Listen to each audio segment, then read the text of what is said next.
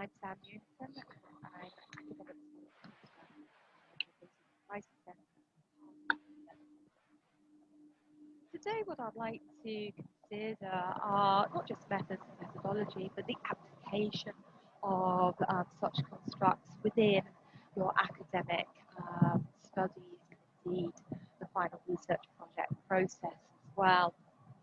So the agenda for this session includes an overview of the final research project process, what is the difference between research methodologies and methods. So often we use these terms interchangeably, but in actual fact there are core distinctions between these terminologies. What is theoretical, what are theories, what are universals, what are ways in which we can apply process, and methods and methodologies. So hopefully this session will just navigate some of the core distinctions and approaches that you could use as part of your research that culminates into the drafting of your final research project.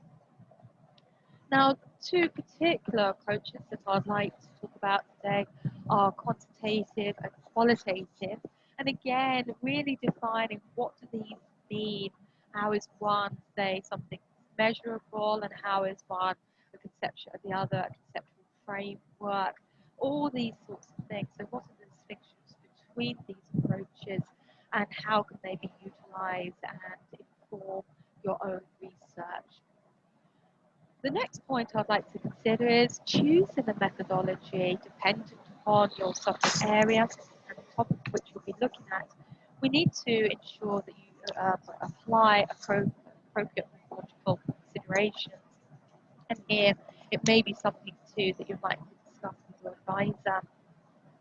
But part of the final research project, of course, is thinking about not just methodologies, methods, theories, theoretical approaches, but also principally is setting an appropriate research question.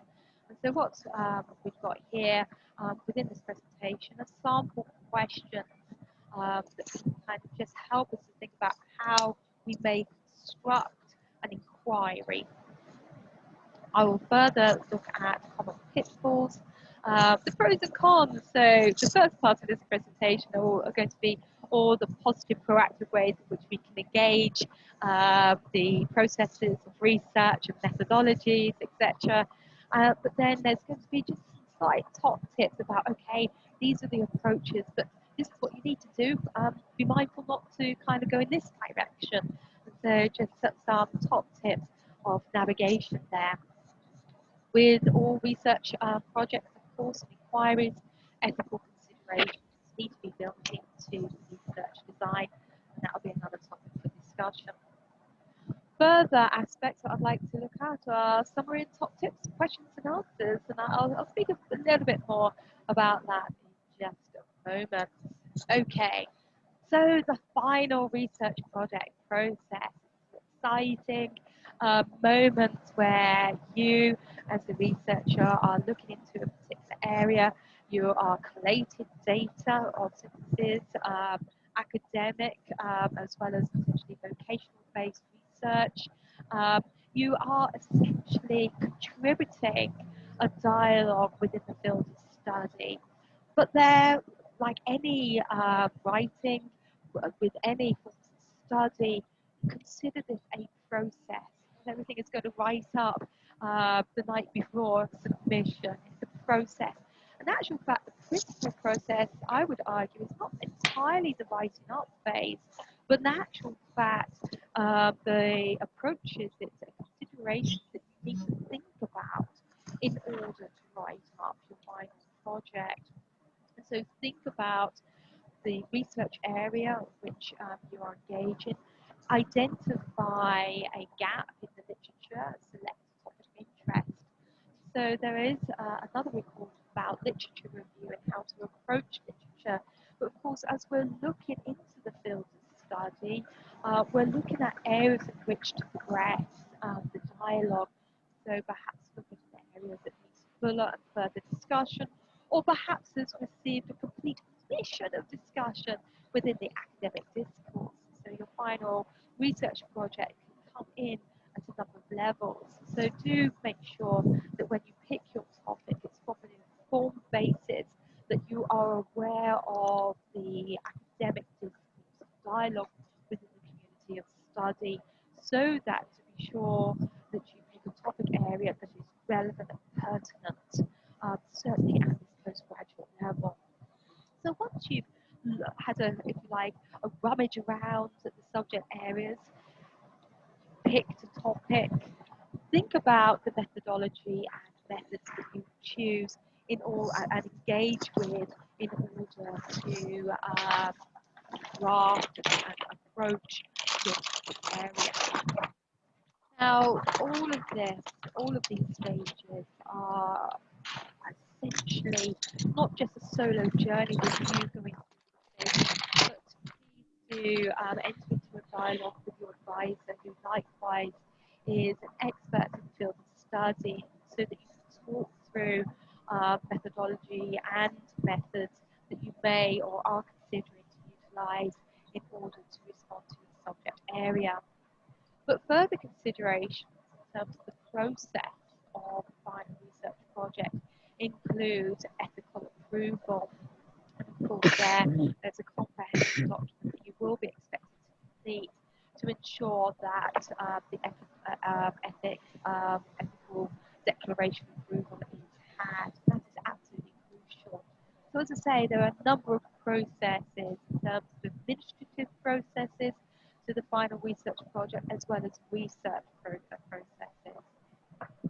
So, okay, you found a gap in the scholarship. You kind of got an idea about methodology and methods that you may engage with. You've got the ethical approval. Well, this is where I suppose the work begins. You need to fully research and analyze findings based on, if you like, depending on the methodology, depending on the quantitative or qualitative approaches that you've engaged. You need to synthesize, articulate your approaches with those that we had with broader scholarship for field of study. From your research and analysis and findings, again, depending on your methodological approach here, you need to write up the results of that in an articulate synthesis of analysis. Okay, it's not just kind of describing, but analysis, and to some extent, depending on the discipline area, an interpretive framework of those results as well. But okay, you've decided the various kind of layouts of your research. So you've got your introduction, you have, for example, thought about the various chapters that are going to form that final research project, and you've written it up. In actual fact, the initial write-up is just one part of the process. It's incredibly important to edit and revise your writing, because sometimes we can get quite involved in what we're writing up, that we're actually speaking to ourselves on the page and not necessarily to the broader readership that will kind of interact with our work.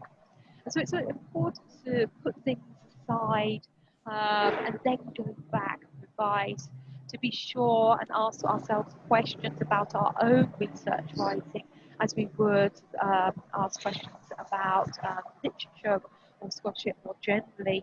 Is my thesis statement clear? Are my aims and objectives coherent, clear, and relevant? Is my rationale firmly articulated? Are my chapters interconnected thematically or otherwise? Have I utilized appropriate methodological approaches? Have I understood appropriately the methodological approaches I'm applying here, applied it appropriately? So, in actual fact, the editing and revising stage is quite involved as a part of the process, because it's not only just what you've written, but the presentation format of what you've written as well that's important. Are my chapters clear? Are my paragraph instructions coherent? Is there a firm line of argument that is being consistently run through the material? Are my conclusions appropriate interpretation and articulation of findings and research? And then, And only then, once we've gone through that rigor, making sure everything is nicely polished, that we've got the appropriate referencing style to our discipline area, that we've got comments in the right places, the final touches then are just a light dust of essentially revising the edited version of our revised final research project. Of course, at that moment, it's time to submit the project. So as you can see, the process is involved, and there are micro categories of consideration within each incremental moment within this process. And so my top tip, I suppose, that isn't mentioned on the screen here, is of course time management, to make sure that we see when we need to submit the final research project, and part of that process, planning out where we're going to make these incremental stages, and realistically how long would you need to take in order to complete successfully these stages as well. And you may want to use the Gantt chart as a medium to articulate your time management. But it's not time management that is the core focus for today. Of course, it is about different types of approaches, methodology and methods. What's the difference? And here is where I'm going to focus on. So methodology is the rationale behind your research and the lens through which you will analyze your results. Some examples include the following. Phenomenology here describes the lived experience of a phenomenon. Ethnography looks at culture and social norms and behaviours of a group. And action research is where the researcher systematically looks at a problem and tries various solutions to see how effective they are.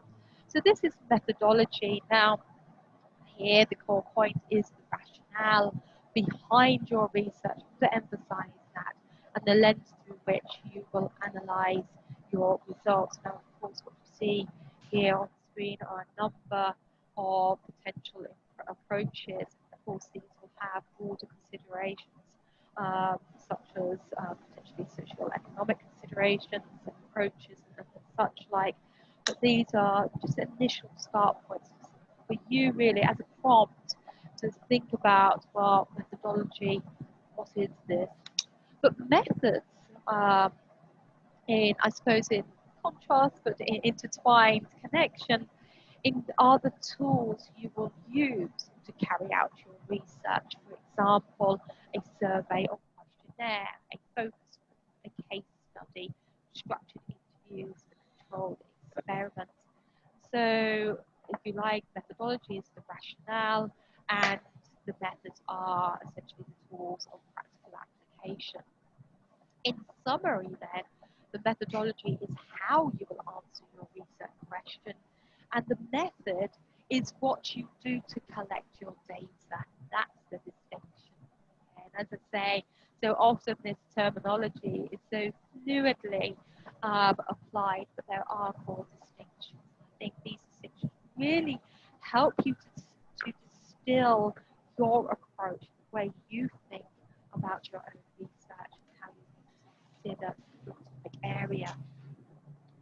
Now, here, in terms of considerations, there are two major research paradigms, according to Cresswell, 2003, that you may consider as part of your research approach: qualitative and quantitative.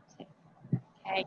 Now, these aren't the only considerations of how to approach your research area, but these are two of which I'm going to discuss here that are particularly pertinent. Cresswell is absolutely right here. These are the two major paradigms. Qualitative research questions usually aim to explore a question with no set hypothesis beforehand. A qualitative approach is more about gaining in-depth insight than it is about empirical generalization that can be applied to, say, a population. The design then of a qualitative studies include the following: naturalistic, looks at real world situations as they unfold naturally, and there is a lack of preset limitations and findings. Another aspect is emergent, where the researcher is open to adjusting their research questions and methods to pursue new lines of inquiry as they emerge. Now, in contrast, then, quantitative research questions usually contain a hypothesis and or try to predict something, and so the approaches include descriptive, how much, how often, comparative, what is the difference between, and relationship based, what is the relationship between line. So quantitative studies are characterized by tools that are carefully designed before the data is collated. Okay? Larger sample sizes and the ability to be replicated. Okay, so as you can see here, these two approaches are two core paradigms that are used within research are qualitative and quantitative. Now, simply spoken, then, we could say that quantitative is something that is measurable. And what I find really useful is this paradigm distinction, which is drawn from McIntosh report of 2015, just to kind of give the top tips or top ways of which we can analyze these two paradigms.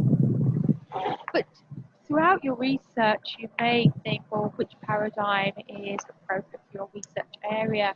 And again, please do talk to your advisor about this.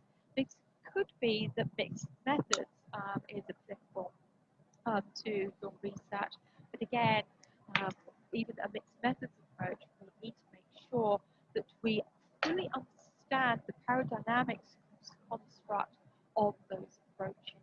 So before you decide which paradigm will best fit your research question, think about what you want to know and the nature of your research question. And this is where research questions are absolutely core in setting the framework of response and methodological consideration and methods that will be utilized within the research project.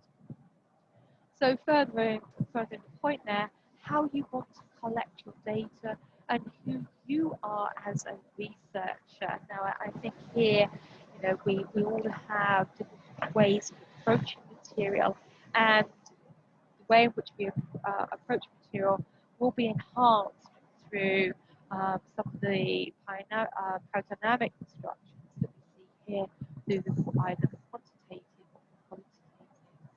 So the positivist paradigm is focused on facts, looking for causality and fundamental laws, produce phenomena to synthesize elements, formulate hypotheses, test them, operationalize concepts so that they can be measured, take large samples.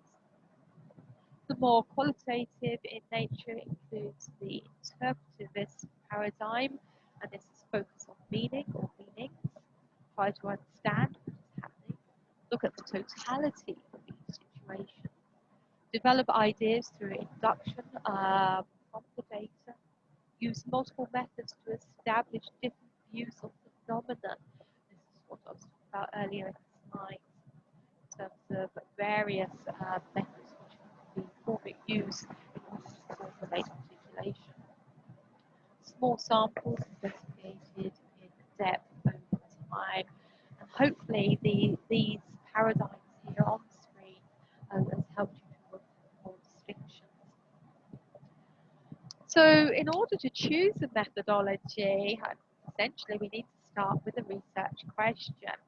Okay, so think about your research question and what information you need to address. And I think in order to set, as I mentioned on the previous slide, in order to set a research question, you need to do some groundwork. You need to kind of consider what is being said within your field of study, not only just to potentially find a gap or find a point of entry that will formulate your articulation of the question, but also to consider the leanings of the methodologies and the methods being utilised by scholarship persons who build the study as well. That groundwork will certainly form the base of which and how you will potentially address your own research area. So think about your research question. What information should you need to address it? So considerations include what kinds of data would help you answer this question. How would you want to present your results? So doing that groundwork and essentially asking these two fundamental questions, the very basic, simple points of departure here, will actually help you in a reflective way consider, right, okay, this is where myself as a researcher tend to lean towards, and this is the type of researcher that I am. These will be the methods or the methodological considerations that I will take in order to perform this research. This is what I'm looking for. If it is a more exploratory approach you are after, such as working to understand a phenomenon or the behaviours and experience of a group of people, a qualitative paradigm might give the best results.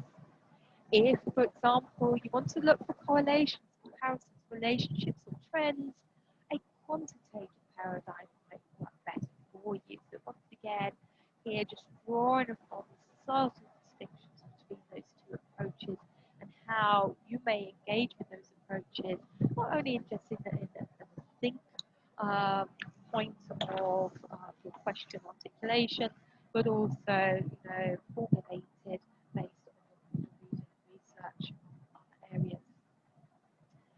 So qualitative and quantitative research questions differ in approach. Here are some examples of both of those paradigms. What are UK university students' experiences trying to eat healthy campus, out of expressive writing, improve the mental health of incarcerated women in the US? What are UK secondary school students' perceptions about gender differences in mathematics, intelligence? So these are the types of questions that you could canvass for a quantitative approach. Quantitative examples include a descriptive approach. How regularly do UK online postgraduate students use optional academic support resources? A comparative approach. What is the difference in daily calorie intake between men and women in London? And a relationship-based question could look like this. What is the relationship between job satisfaction and salary amongst expatriate workers? And so, as I say, the way in which we articulate our question identifies our approach, okay, and the subcategories within the paradigms which we see here in terms of qualitative and quantitative. Now, I do appreciate there's quite a lot to take on board, and it may be really useful for you to consider these approaches, but have a full discussion with your advisor. So examples of the qualitative methods include face-to-face interviews with participants. A moderate approach can be 30-minute interview, a more in-depth structure 45 minutes. And these, the modal of interface interviews could include structured, semi-structured, or unstructured approaches. Your study focus group could be, I suppose, between 60 to 120 minutes. Other approaches include case study, observation, and textual analysis. So this is just, if you like, a highlight of some of the approaches that you may take when it comes down to the practical approaches of your research. But what I would like to consider here is the planning to take a qualitative approach to consider that you feel confident conducting interviews or focus groups. Although there are other possibilities, these tools are fundamental to this approach, to the qualitative approach. So you may think, well, actually, I think this is my approach, this is the paradigm of which I would like to take. But these are the implications of that paradigm, making sure, in actual fact, that those various tendencies of that approach are achievable and applicable to the study. So be reflective, I suppose, at an early stage. Do you recognise your role as a researcher and what that involves? You know, with a qualitative approach, the researcher accepts that data gathering and analysis is a value-laden process. But to really think about, you know, the procedural elements of this particular paradigm.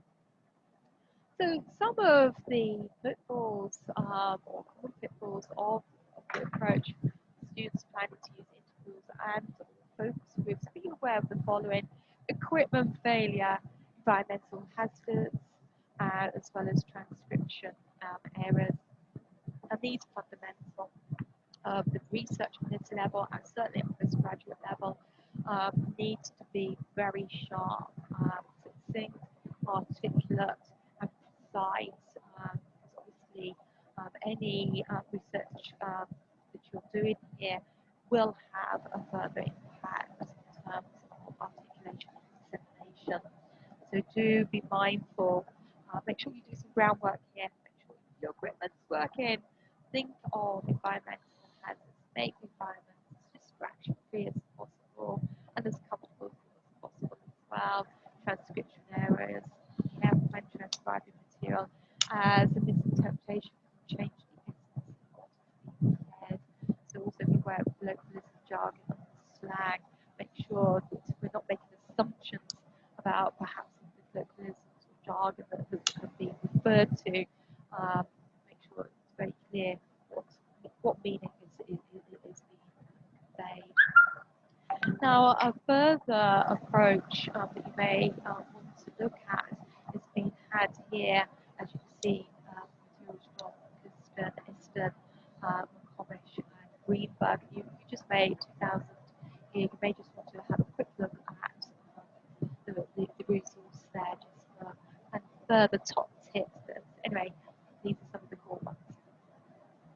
Now, examples of quantitative methods include a survey involving analysis of primary data collated using a structured questionnaire, statistical analysis of people's health data, for example, comparison between two data sets, analysis of population trends.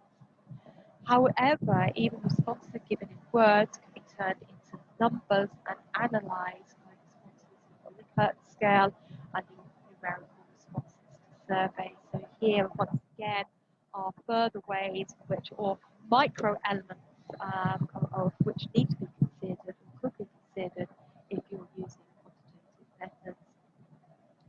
So, planning to take a quantitative approach, well, you need to consider, well, how many responses will you need for your survey questionnaire to produce statistically significant findings? Do you feel confident carrying out statistical analysis? Because obviously it's a core element. And will you have access to and be able to use some kind of statistical software?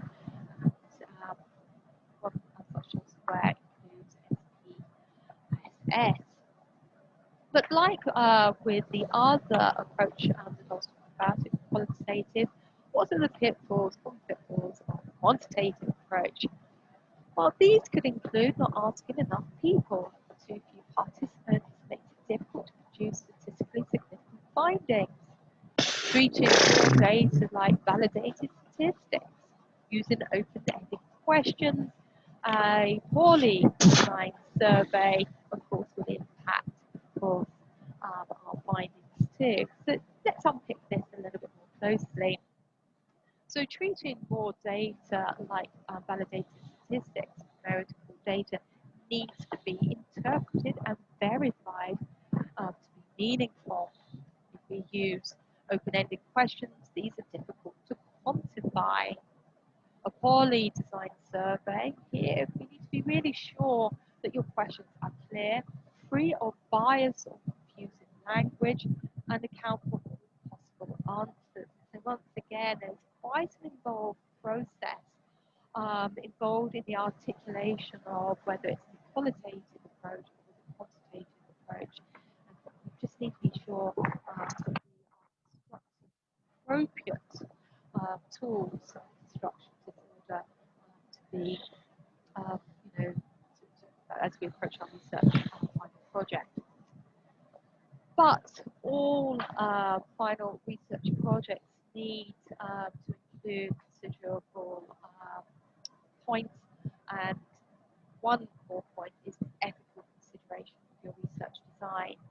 So when designing your study, keep any potential ethical concerns on conflicts of interest in mind. Your advice can help you think about the research design and guide you through the ethical approval process. So some of the points of consideration is participant accountability, nature of the topic, consent, confidentiality and anonymity, method for collating data and researcher vulnerability. Please note, we do have a separate presentation devoted to ethical research design and ethical approval process. I'm just referring it to here as a fundamental part of the process of your research design. So please do take this on board. So what I'd like to do now is just to give a summary and some top tips, okay? The goal is to make sense of your data, to relate it back to your research question and how it addresses a gap in the literature and within the broader topic research area, okay? So that goes back to what I was saying earlier. Be flexible about how you gather information, how you understand and interpret that data. And I think really in order to consider this top tip, it needs to be very clear within yourself what the approaches are, what are the methodologies, what are the methods. And although I've used the language theory and theoretical, I haven't really discussed those much or broadly here. My focus here has been purely methods and methodology, but do be mindful of the very broad canvas of methodological as well as method tools that you could utilize as a researcher. As I say, I've just discussed just some micro elements in this presentation.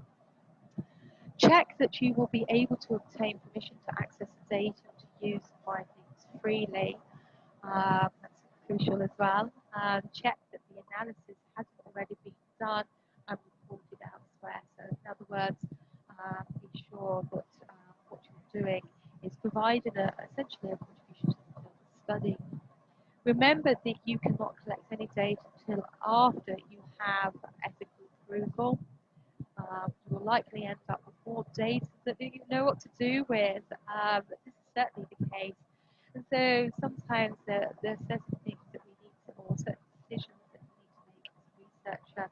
So do avoid the temptation to just write it all down. Your analysis of the data is absolutely crucial. But I think my absolute top tip here is your advisor is there to help you throughout the research process. Furthermore, there are academic skills tutors like myself. Just to mention again, I'm Dr. Sam Newington and I'm located in the Writing Centre, and we're there to help you at every step of your journey as well. So do please reach out to your advisor, who is the principal point of contact for your research, but do obviously feel free if you've got any academic skills query to reach out to them as well. It's nice to hear from you. And so here I appreciate that this is a recorded session, but I do think, it's important that you reach out if you do have any questions that I've raised in the presentation today, or if you would like further clarity or for me to expand upon a point, please don't hesitate to contact me. I can be found in the Writing Centre, and it's always a delight to hear from you. If you have any questions about how to approach your research, please do reach out to your advisor as well.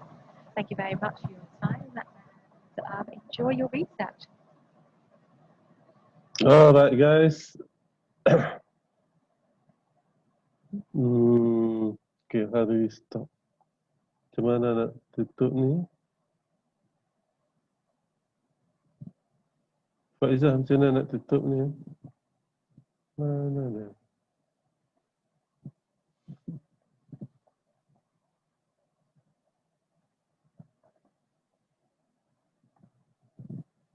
Okey, ada apa-apa soalan? Okey, siap nak tutup.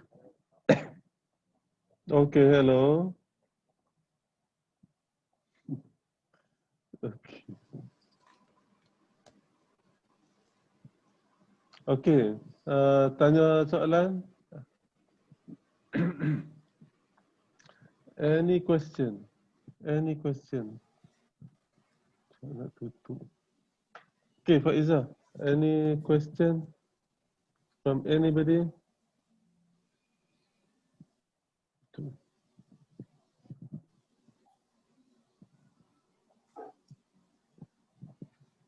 All right. Any questions on anything about research? Assalamualaikum, Doctor. Waalaikumsalam warahmatullah. I just want to know how to write a good discussion. Okay. Cikgu Norma kan ni? Ya, saya. Awak seorang lain ni? Sama ya. Demam. Okay. Okay, good question. So I think you are writing your chapter 5, right? You are writing your chapter 5, right? Discussion of the results. Is that right? Cikgu Norma? You are writing chapter 5? Mana ada pergi? Ada. Yes, Doctor. Discussion of the Yes, findings. sekarang.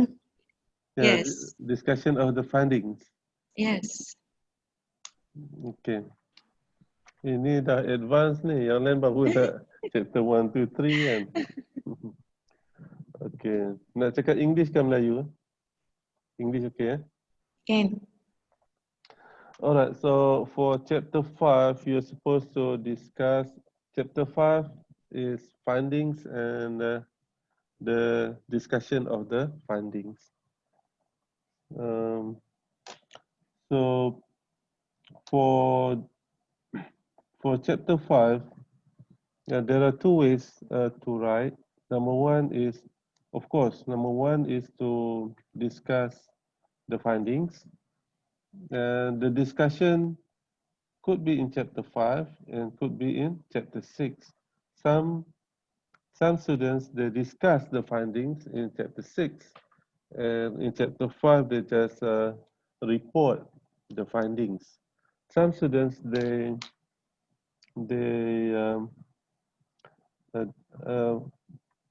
report the findings and discuss in chapter 5.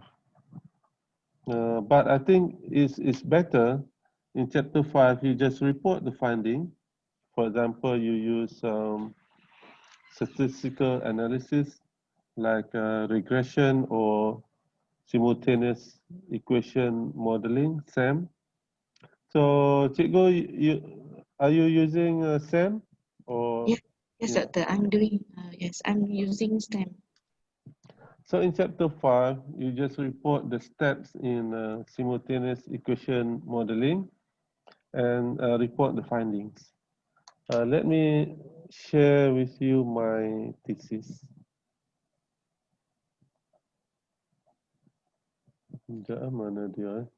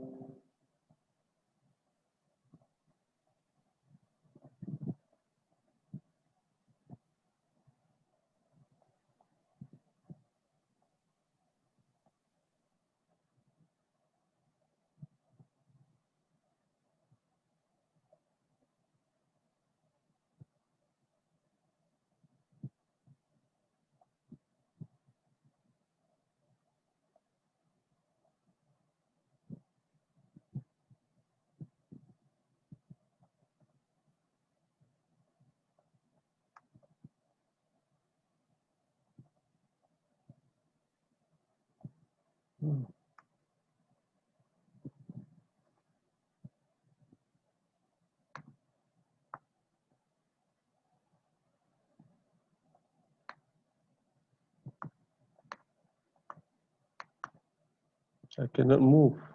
Okay.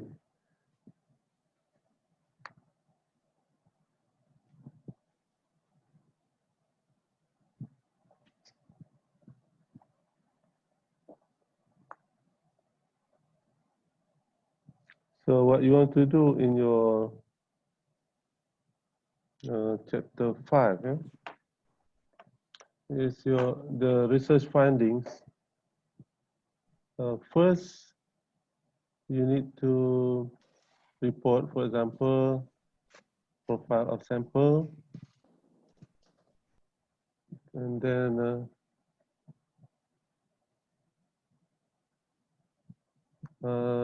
your respondents, and then all these steps in SAM. For the first step in simultaneous equation modeling is data screening and motivated assumption, right?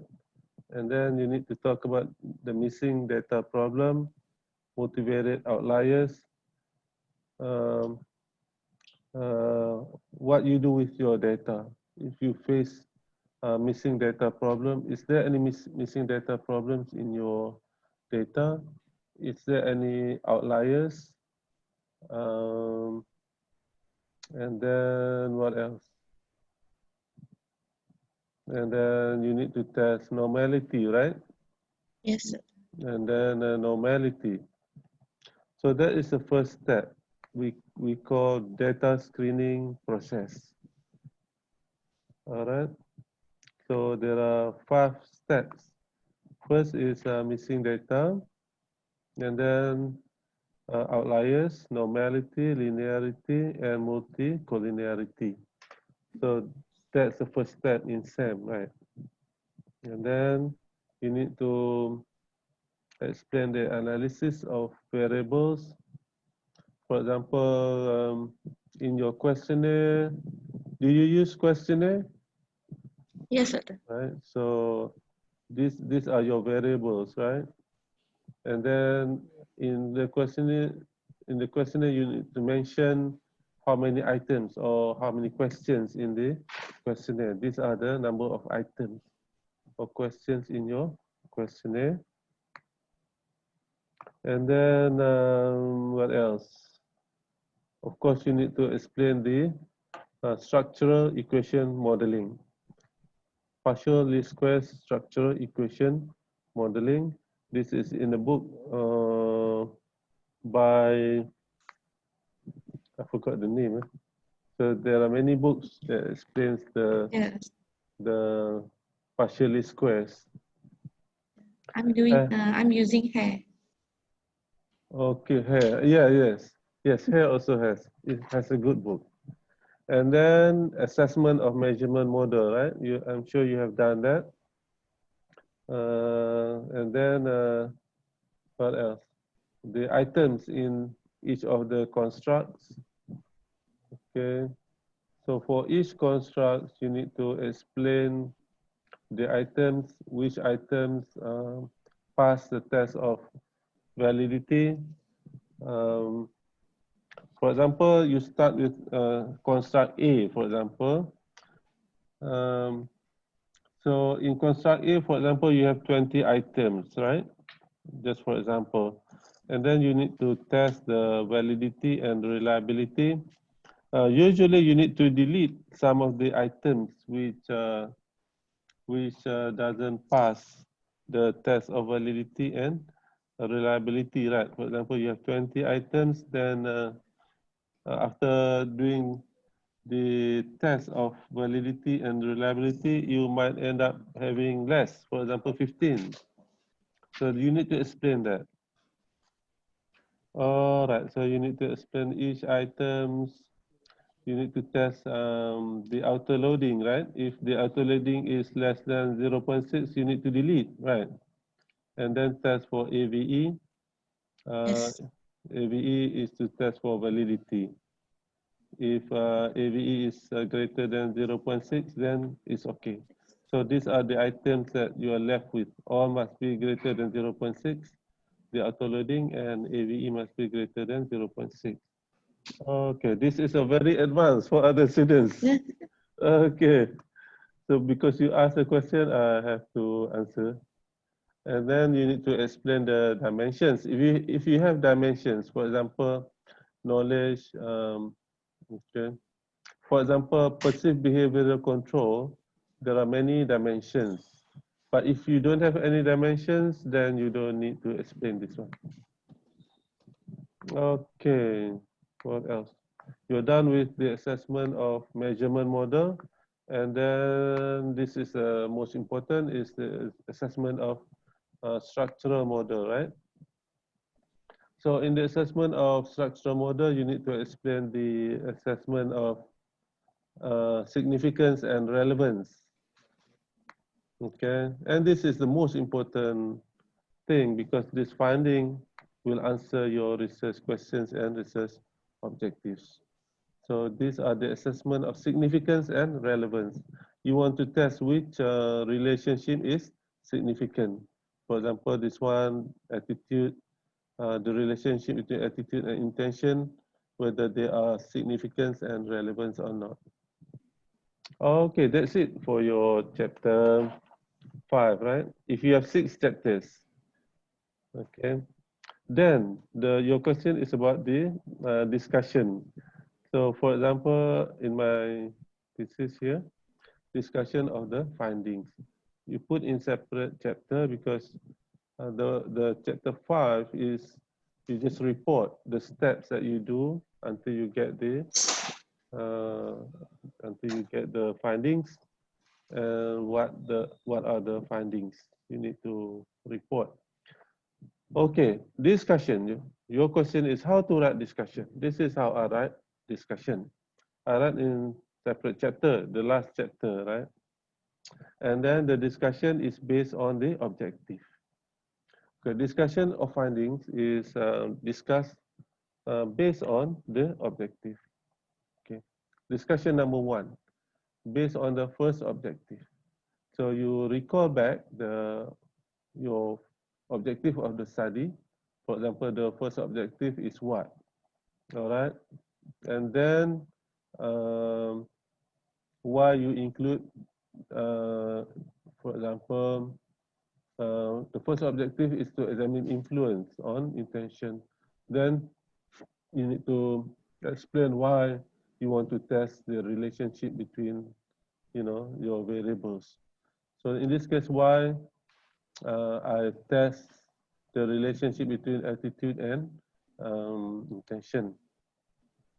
Then you need to discuss whether in your study there is significant relationship or not between the two variables.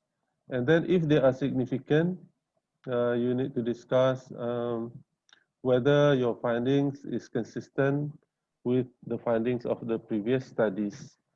So if it is expected and it conforms to previous studies, you also need to justify.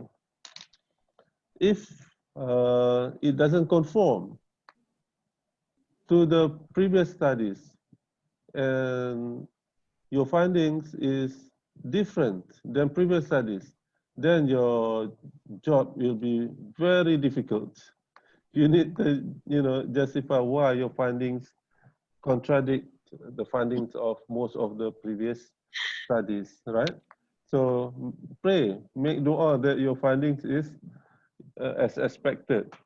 Otherwise, your job, it may jeopardize your PhD if your findings suddenly, contradict majority of the previous studies.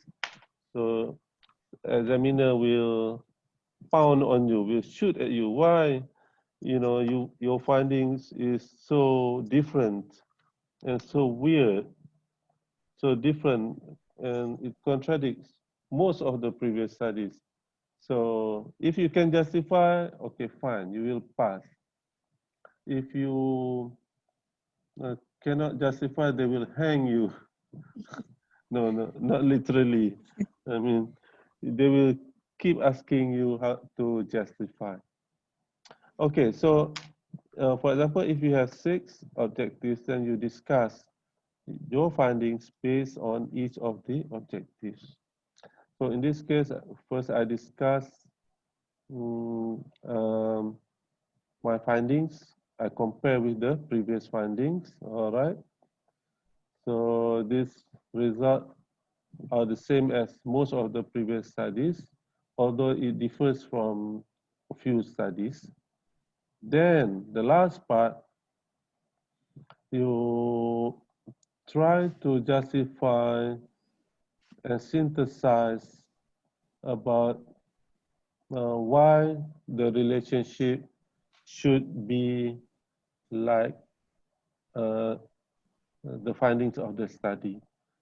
Why, for example, attitude should have a relationship with intention in the case that you are studying. In my case, in the case of zakat compliance in the state of Kedah, why attitude have a significant study, and that's it. Try to membumikan your findings.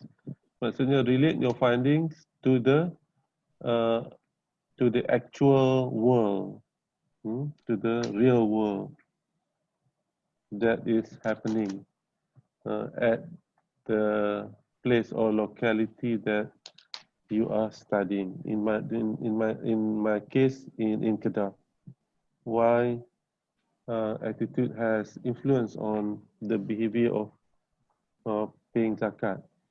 So the good thing about quantitative studies is sometimes, your method is rigorous. Your method looks impressive, looks what do you say? Nampak macam canggih lah. Because, for example, some people are not very familiar, so you try the techniques that look sophisticated, and you might impress the examiner, so they don't ask too much about the statistical procedure. So I like quantitative methods because if you're having good tools, then all you have to do is get the results and discuss the results, compare the findings of your study with the findings of previous studies, and try to justify why the findings is significant in your case. That's it. Your job is done.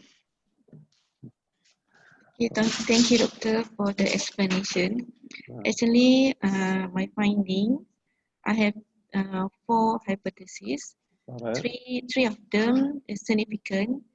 It means it's been supported, but one of my hypotheses does not been supported. Yes, that's the first one. That's the most difficult one. Yes. When it is not supported, you need to justify why it is not supported by looking at other studies. For example, you try to find, hopefully there are other studies also that find that there is no significant relationship, right? So if you find 1, 2, or 3 other previous studies which shows that the hypothesis is rejected, or that there is no significant relationship between the 2 variables that you are studying, or alhamdulillah, that's the best way to justify. I think most of the supported literature is from the Western. Maybe It's okay. maybe the context of Malaysian education, then it's not very significant, and it's not being supported. Okay. You can just wondering. You can justify like that also, but it's not very strong. No, it's not very strong because this is what you say. But that is what you say. To make it strong, for example, you find any study in Malaysia or anywhere that shows the relationship is not significant. Yes. That is a stronger justification. Yes. Okay? Okay. Okay, thank you, Doctor. You're welcome. Okay. I think it's too advanced for other students, but it's okay. They will reach your stage. You are at the last stage, and they are just at the beginning. Okay. Cikgu Nasri, soalan? Boleh ya? Tanya soalan? The explanation very far, too far. Yeah, I'm quite yeah. new. Yeah. Okay. Because PhD, right? PhD or master? Master student? PhD. PhD. Congratulations. Thank you, Cikgu Nasri. Tolong ajak saya lepas ni. Tak aktif juga. InsyaAllah soon to be Dr. Norma. InsyaAllah, amin. Amin, insyaAllah. Soalan lain? Dr. Faiza, mana pergi? Any question? Please ask question. Bahasa Melayu pun tak apa. Kita discuss. I'm here, Doctor. I don't have question. Tanyalah soalan boleh tanya. Related to your research. Kalau ada kat mana terlekat ke, boleh tanya. Not yet, Doctor. Okay. Cikgu Nasri, dekat mana dah? Boleh tanya soalan. Jangan rasa soalan saya ni tak best lah. Nanti tanya takut malu kat orang. Tak apa. Soalan pun tak apa. Saya pun bukan best pun. Saya sebab saya masuk tengah dah, 6 kelas hilang.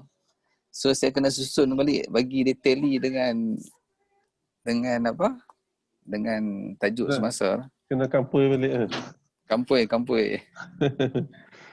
kampui. Tak apa, tanya soalan tak apa. Apa-apa nak tanya, tak apa.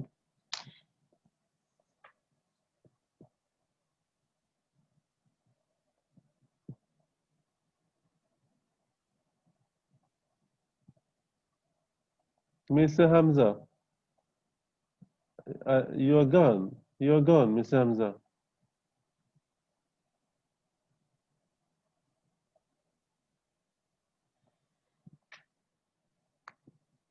Okay, can we look at another video? Boleh tak? Kalau tak ada soalan, kita tengok another video.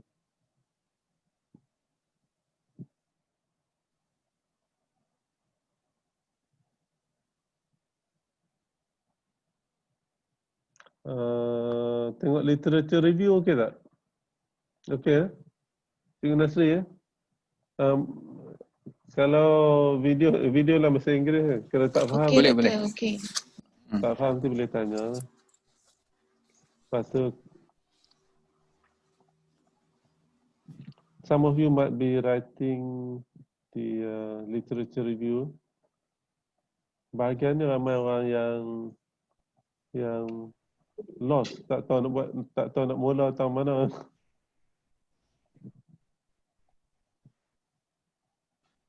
Sungguh, yang ni pun memang hari tu panel minta saya improve lagi penulisan bab 2 ni.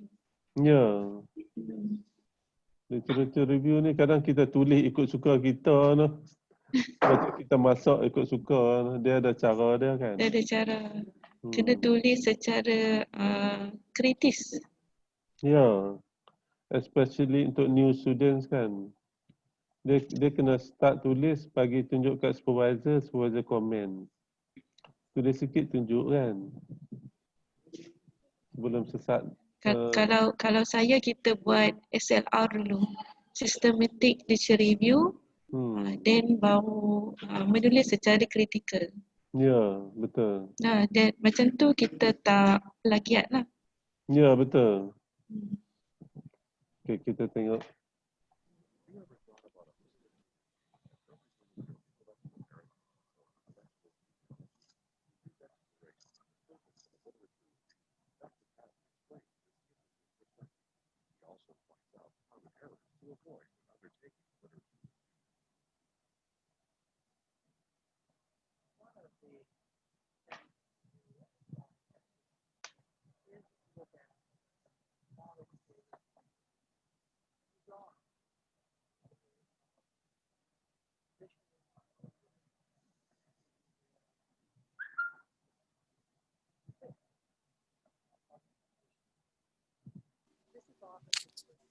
Dah mula ke doktor?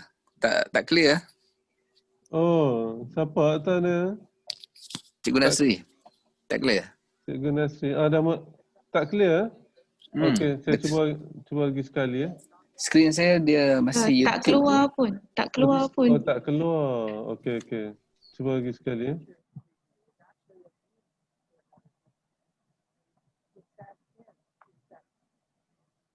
Sekarang okey tak?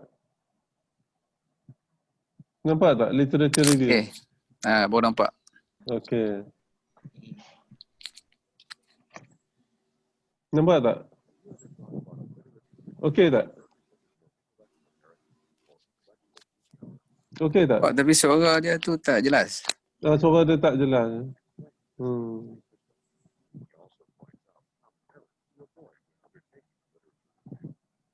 Kena pakai macam ni. Pakai macam ni. Beli hak elok sikit. Beli hak mahal sikit.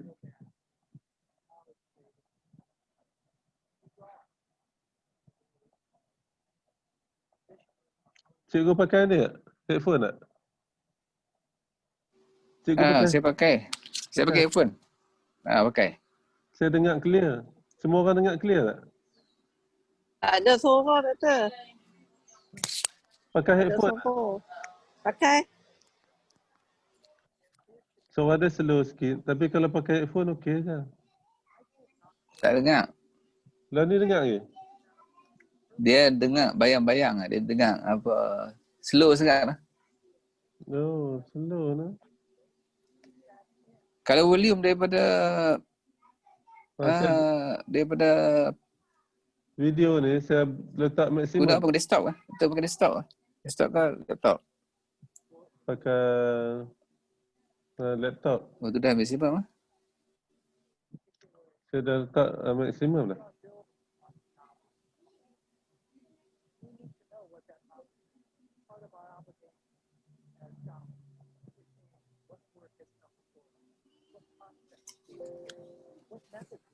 Okey tak? Dengar? Okay. Better. Better? Better. Okey. Better.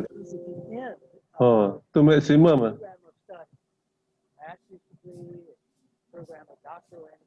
Betul. Saya rasa pakai yang pakcik tu, hari tu pun dia dah share pasal literature review juga. Yang lecturer UPSI tu.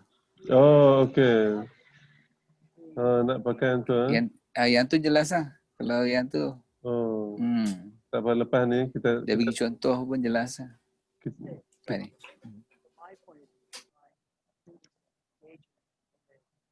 Kita dengar yang ni dulu, lepas tu kita pick up Pakcik Padli ya.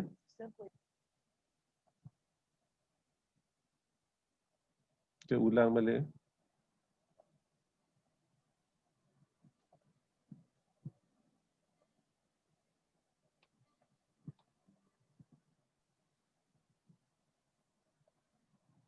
Have you ever thought about a literature review as representing your intellectual heritage or intellectual genealogy? In his exploration of the purpose of a literature review, Dr. Patton explains this interesting perspective. He also points out common errors to avoid when undertaking a literature review. One of the things that we do as scholar practitioners is look at the knowledge created by other people. And we draw on the way of positioning our own work, understanding where our contribution to knowledge and own research fits in that larger tradition. This is often referred to as the literature, and the way that you go about knowing the knowledge that others have generated that you're going to build and contribute to is to conduct a literature. I tend not to like that terminology because it sounds like the purpose is to review the literature. Literature review is actually a means to another end. And it's that end, it's that purpose of conducting the literature review that I want to focus on. The purpose is for you to understand your intellectual heritage, your intellectual genealogy. Anytime we undertake an inquiry into a particular issue, we are building on the knowledge of others. And we need to know what that knowledge is. It's part of our obligation as scholars is to understand what work has come before us, what concepts we've inherited, what methods we've inherited, what measures we've inherited, some of which we've adopted, some of which we've parted from. But we need to know that because at the end of a program of study, master's degree, or doctoral inquiry, you're going to be expected to be able to locate your work within that tradition. And so it means that you need to be able to establish the people who formulated the basic distinctions that you're drawing on. Let me share with you some of the mistakes that I, from my point of view, find students are engaging in when they undertake the literature. One of these is to simply do an internet search to see how many articles they can find on the topic, where they think that the game is how many citations you can come up with to show that you've done literature. This isn't a quantitative game. It's not something where the number of sources is important. It's the quality of those sources and your engagement with them, that you are able to engage with what other people have done and understand what's relevant, what's not relevant to your own area of inquiry, so that you're positioning yourself out of those traditions that others have engaged with. A second area is to think that the game is to position your work as unique, is to try to find something that nobody else has ever done, say nobody else has ever studied this before. So let's say that you're interested in homosexual behavior among penguins in Antarctica, and you do a massive internet search and you find out that nobody has ever studied homosexual behavior among penguins in Antarctica, and you say there is no literature on this topic and that your work is unique. Well, there is a huge literature on animal behavior. There's a huge literature on how animals adapt to their environment. There's a huge literature on the ways in which animals are alike and different from human beings. There's a huge literature on anthropomorphism out of both the humanities and the social sciences about how we impose our perspectives about what's important to humans on animals and the interpretations we make of animal behavior based upon our perceptions of the world. There is work that goes back to Greek philosophy on the difference between animals and humans and what's similar and what's different. There is a huge tradition in medical research and social science research about what's relevant about animal behavior and human behavior. All of that tradition, going back to the Greeks and how they distinguished animals from human beings, how they decided what behaviors are important to study, and how animals adapt to their environment, is a part of your intellectual tradition. You stand on the shoulders of those giants. Likewise, for any given field, there are burning questions that have defined that field. In sociology, which is my own field, all sociology derives from what we call the Hobbesian question of order. What holds society together? Why doesn't society fall apart? Every sociological question stems from that question that Hobbes asked. And therefore, if you look at sociology articles in the premier journals, the American Sociological Review, the American Journal of Sociology, you'll find that they typically begin with a reference to Hobbes, or to Durkheim, or to Weber, or to Marx, who were asking the original burning questions in psychology and sociology. In psychology, you'll find original references to Freud, to Adler, to Jung, go back to things like the notion of the unconscious, and whether you agree or disagree with various aspects of Freudian theory, the notion that there's an unconscious mind, that that unconscious mind makes a difference in what we do, is a part of what has framed modern psychology. And so you stand on the shoulders of people who are trying to understand how the mind works, and who have divided off from those original classical theorists and researchers about how the mind works. To bring in question in psychology is, why do we behave as we behave? How do we think and feel? How do we know and engage in this? So you need to know who the classic people were who were asking those questions, who their disciples were. What were the splits along the world, where along the journey, where one group went in this direction, another group went in another direction, up to the more recent published research, and up to the kind of work that's now going on that may not yet be published, where you can get in touch with those people who are engaged in research now. Find out what the funded research is from the National Institutes of Health, the National Institutes of Mental Health, the major foundations, and find out what cutting edge work is going on, so that you have a full-scale genealogy of what your intellectual tradition is. When you have finished that inquiry over a period of time, you're able to then say, these are the people on whose shoulders I stand. These are the intellectual traditions that I'm a part of. This is my intellectual DNA. Here is what I've drawn. Here are the places where I'm departing from others. And here is where I'm going to make my contribution. That's the purpose of literature. You're positioning yourself in a stream of knowledge, in a flow of knowledge. As a part of that, a third area that I think students often is to only read second-hand and third-hand accounts of the classics. The classics got to be classics for a reason. People over the years read those works and found the thinking in them profound. Yes, in some cases, the findings may be out of date, but a part of what you ought to be learning as you engage in a literature review and in your intellectual history is not just the specific findings. You are learning how scholars think. You're learning how scientists think. You're learning how a researcher thinks.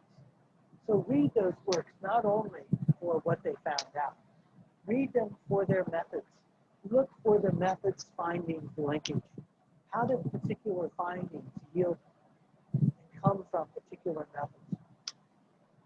How did those methods develop over time? And how did the classic writers think about them, inquire into them?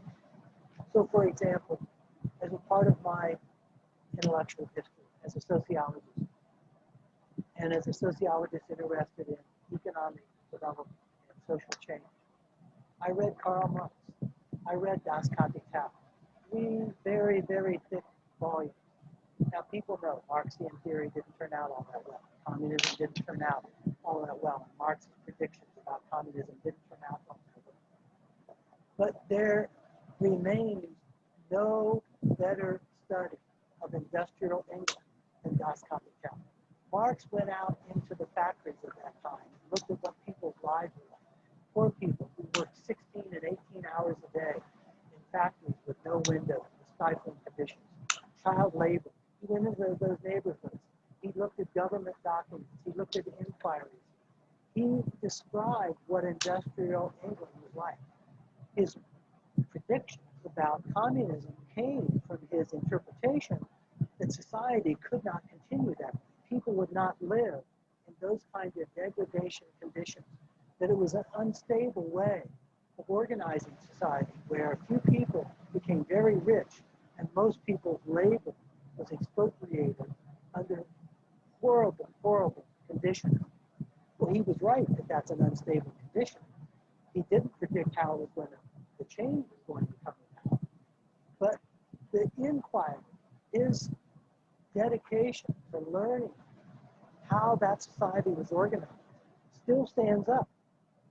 And it's exquisite, detailed research. When you look at Freud's work, don't just think about his discredited theories about the sexuality of infants. Look at the case notes, his dedication to careful case notes of his clients. He developed the clinical case method. Jung developed the method of recording people's dreams in detail, beginning with his own. Understand those methodological traits, their dedication to recording what they were seeing, what they were experiencing. That's what made them great scholars and was the foundation of knowledge upon which all of us are founded upon all of what we do.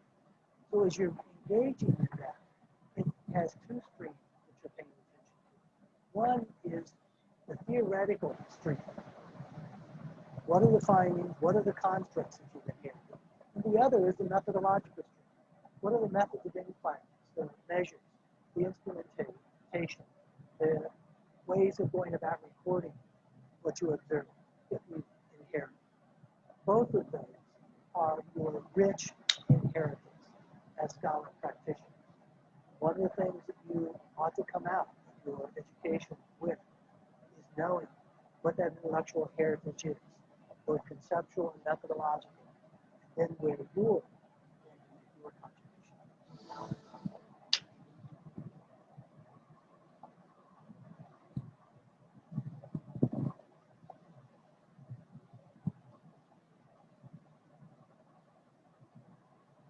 Alright.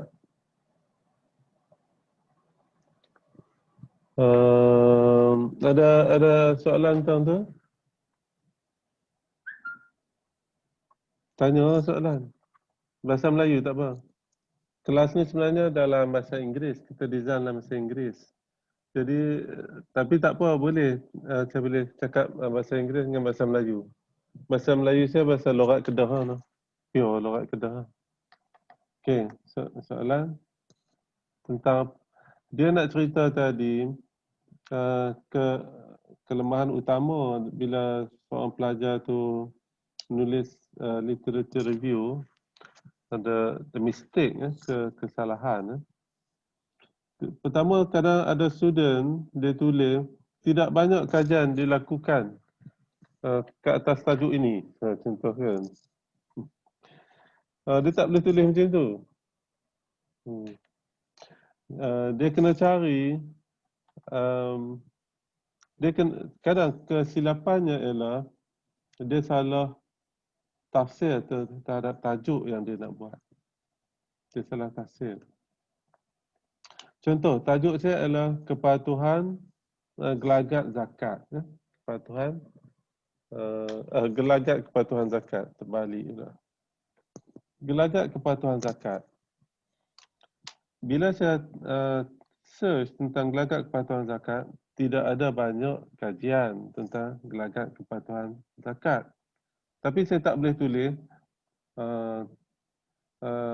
kajian terhadap gelagat kepatuhan zakat telah tidak banyak ataupun terlalu sedikit. Tak boleh tulis gitu. Saya kena go back, cari tentang gelagat kepatuhan itu sendiri. Patah balik, tengok kajian-kajian yang lalu daripada tahun 80-an, 90-an. Kaji tentang gelagat kepatuhan. Okey. Walaupun tajuk gelagat kepatuhan zakat, tapi disebabkan tak banyak kajian tentang gelagat kepatuhan zakat, saya cari semua kajian terhadap gelagat kepatuhan. Dia ada banyak, berpuluh-puluh ribu kajian tentang gelagat kepatuhan. Cuma kadang ada kajian tentang gelagat kepatuhan terhadap medical prescription, terhadap preskripsi doktor, gelagat kepatuhan terhadap jalan raya, gelagat kepatuhan terhadap dadah, gelagat kepatuhan terhadap cukai. Jadi sebenarnya dia nak cerita sebenarnya ada banyak kajian kalau kita betul-betul mendalam. Okey, lepas tu dia nak cerita bila tulis literature review, jangan tulis macam kita tulis berita. Kita kena faham apa yang ditulis. Itulah kena buat SLR tu, Systematic Literature Review. Berdasarkan kajian yang lepas, kita kena buat Systematic Literature Review terhadap kajian yang lepas. Dan yang last kali kita kena cerita apakah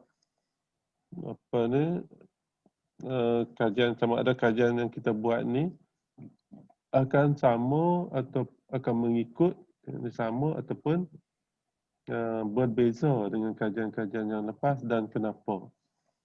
Kita nak, itulah kita punya, dia panggil jurang ataupun jurang kajian. Maksudnya the research gap. Tu apa ni? Itulah kaedah untuk kita buat literature review. Doktor, Ya. boleh saya share saya punya SLR tak? Oh, sila. Cikgu Nama, sila. Saya tak pandai tapi nak share sikit lah. Oh, thank you. Jadi saya guna share screen kan? Boleh. Share screen boleh. Jom kita pay attention kepada Cikgu Nama.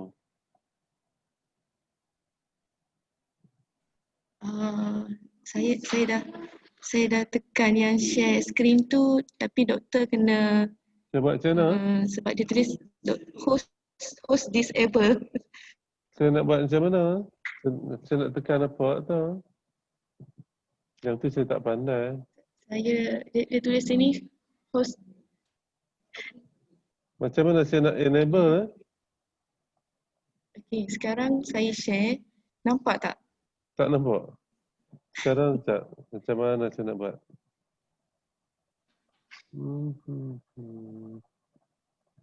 You are sharing screen. Oh, nak cari dia punya key dia lah.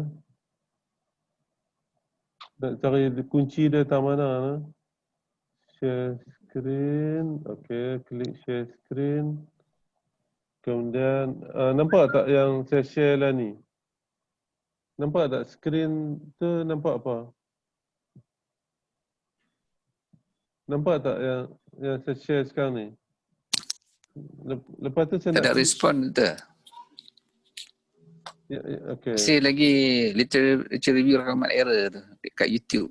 Okay. Saya share tapi ditulis di sini host disable participant screen sharing. Itulah saya nak enable tu, saya duk cari kunci dia. Cari kunci dia tak jumpa ni. Tak mana kunci dia. Saya try share ni. Sekarang nampak apa?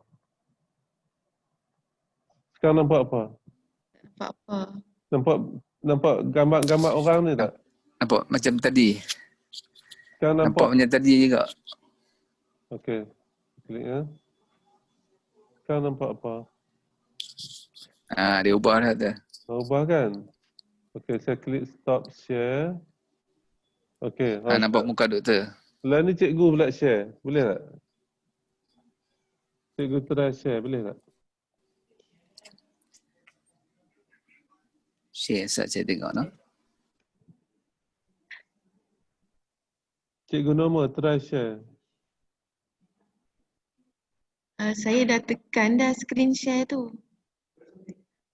Tapi dia tulis host disable participant screen sharing. Abang kat dia host tak erti. host tak erti nak enable kan. Saya tak tahu nak tekan kat mana. Okey, dia kata apa?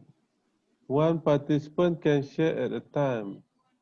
Okey, saya klik ni. Cikgu try lagi sekali new sharing. Saya dah buat multiple sharing. Dah.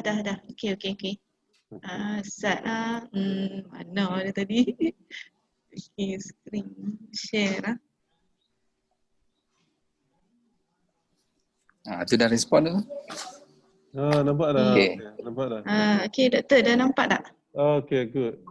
Okay. SLR, teacher leadership, teacher efficacy, organization support. Okay, nampak. Okay. So, mula-mula masa buat PhD tu, saya buat yang ni dulu. Saya buat yang ni. Cakap Kedah pula no? Boleh lah. Boleh ya? Boleh lah. Ya, jadi saya susun author, sample, method, dan kalau kita nak cari teori, kita buh dah sini teori. Kita nak guna cari teori kan. Yang ni saya buat lah, saya punya 3 variable kat sini. Kemudian buat dalam Word buat dalam Word. boleh, Ada boleh. orang buat Excel. Ada orang buat dalam boleh? Excel. Ikutlah. Kalau siapa tak cakap Excel, buat Word lah. Saya tak cakap. Siapa cakap Excel, better buat Excel. Sebab nanti boleh sort.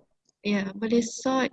Kalau pakcik tu dia buat dengan jurnal mana nak ambil sebab nak buat artikel. Ya, Dia tu terpulang lah. So yang ni saya punya simple-simple. Okay. Kemudian tu saya punya artikel make sure hanya ambil yang Scopus dengan ISI. Kemudian tu memang saya guna Mendeley. Tu memang memudahkan. Okay. So bila kita buat ni banyak-banyak, kita buat success scroll, kita buatlah banyak. Oh lama, sorry. Mana hilang? So kita buat banyak-banyak, dekat sini kita boleh cari gap.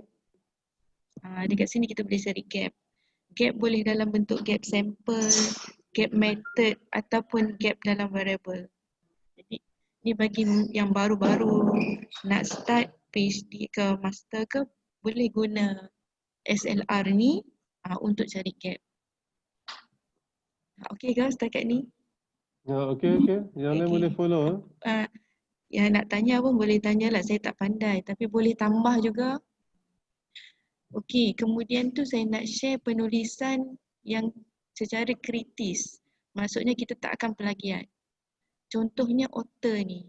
Daripada author ni kita pun tulislah. Tak boleh nak gerak. Contoh author ni daripada US. Kita kumpul lah, kita kata US, ada dari India. Kemudian tu kita cari ada dari China. So kita punya ayatnya kebanyakan kajian ini adalah daripada Western. But yang sedikit tu adalah banyak daripada Eastern. Daripada situ kita tulis. So penulisan kita tu tak akan plagiat lah. Apabila kita membuat macam analisis lah daripada author tu datang daripada mana. Kemudian tu kita tulis tahun. Jadi daripada tahun ni pun kita boleh lihat. Contohnya kalau tahun tu daripada tahun 1970-an hingga sekarang, maksudnya kita dah ada berapa dekad? 50 tahun. So kita tulis sejak 5 dekad yang lalu kajian ni telah menjadi tumpuan bla bla bla. So dan itulah yang dinamakan penulisan secara kritikal ataupun kritis lah. Jadi kita tak akan plagiat bila kita membuat analisis daripada SLR ni. Begitu juga dengan sampel. Sampel tu kalau kita kata dekat sini teachers, saya punya sampel. So ada juga yang kajian menggunakan pensyarah. Selain daripada guru, mereka juga gunakan pensyarah contohnya. Dan kita guna apa pula yang tak ada gapnya. Contohlah macam tu.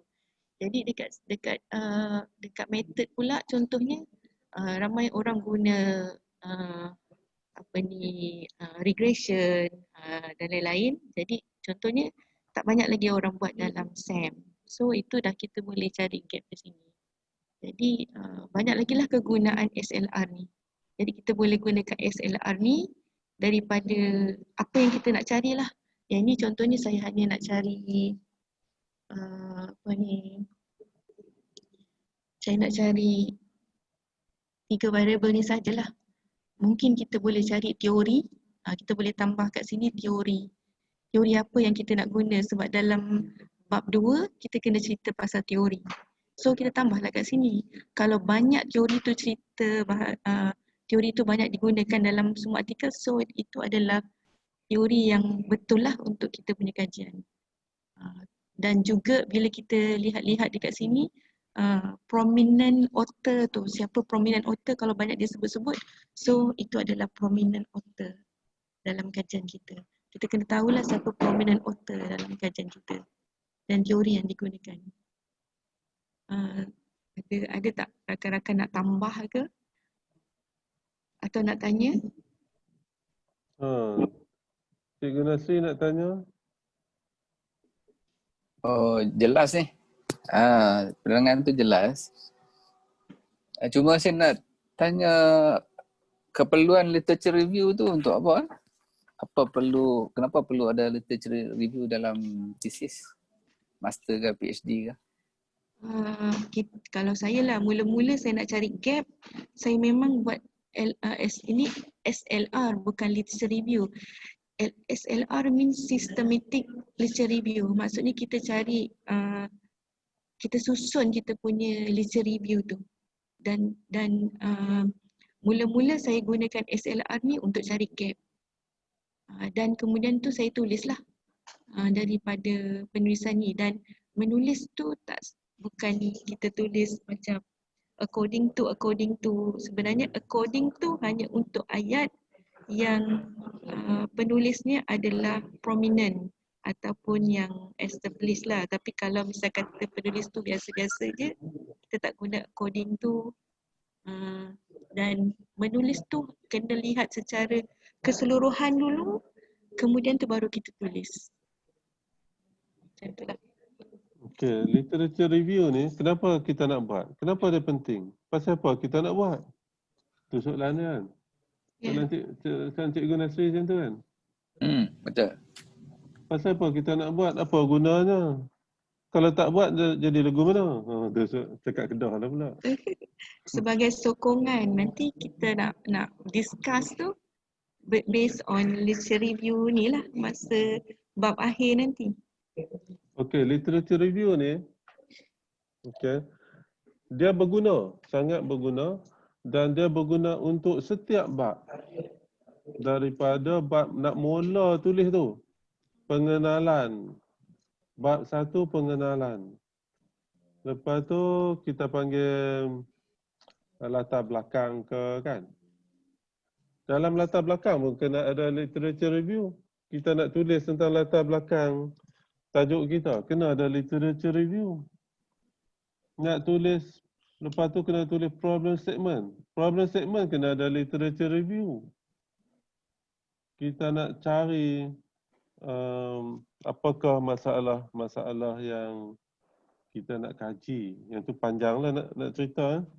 The problem statement ni kita nak cerita. Basically dia ada dua approach kepada problem statement ni. Yang pertama approach pure research. Ulang balik lah no. Kita ulang balik. Tak apa. Kita ulang balik. Dalam pure research, problem statement ni ialah kita kita kena tahu the existing boundary of knowledge. Kita kena tahu apa yang kita sudah ketahui. Ataupun kita kena tahu apa yang telah dikaji oleh pengkaji-pengkaji yang lepas. We need to know the previous studies done on the topic. That's number one, according to pure research. Number two,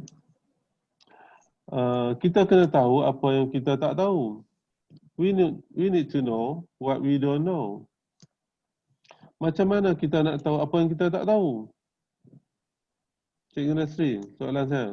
Macam mana kita nak tahu apa yang kita tak tahu?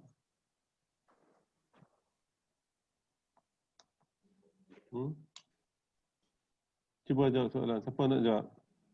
Cikgu Norma? Macam mana kita nak tahu apa yang kita tak tahu? How do we know what we don't know? Kena tanya soalan. Oh, Cikgu Norma, macam mana kita nak tahu apa yang kita tak tahu? Kita kena tahu apa yang kita tahu dulu. Baru kita tahu apa yang kita tak tahu. Faham tak? Faham tak? In order to understand what we don't know, we have to understand what we know. Betul kan? So, what we know is based on the previous research. Okay? Apa yang telah dikaji, itulah dipanggil boundary of knowledge. So nak tulis literature review according to pure research, pertama sekali mestilah kita examine the boundary of knowledge. Makna paling mudahnya kita kena adalah buat sedikit sebanyak, tahap ni sedikit lah, sedikit literature review, ulasan karya yang lepas. Dekat problem statement pun kena ada literature review. Okey. Kemudian dalam apa lagi ya, kepentingan kajian pun kadang-kadang kita kena tahu juga sama ada telah ada kajian atau tidak. Okey. Kemudian dalam bab 2 literature review tu kita kena buat kena menulis bahagian khusus kita panggil literature review. Dan the best way ialah kita guna SLR ni lah. SLR ni, Systematic Literature Review ni ialah kita ada template. Okay. Yang Cikgu Norma share dengan kita ni. Oh, terima kasih Cikgu Norma. Thank you very much. So, yang Cikgu Norma share dengan kita ni dipanggil SLR. Yang ni dipanggil template. Template boleh buat dalam Word, boleh buat dalam Excel. Yang mana yang convenient lah. Yang perlu ada, yang basic perlu ada dalam template tu ialah 5 kolom lah. Okey, kolom pertama, author. Pengarang, tahun, negeri. Okey, pengarang, tahun, negeri. Setengah orang dia tambah satu lagi. Jurnal dia kat mana? Okay. Kemudian yang kedua, method. Okay. Macam cikgu tambah sampel, bagus. Setengah orang dia tulis author, yang kedua, method.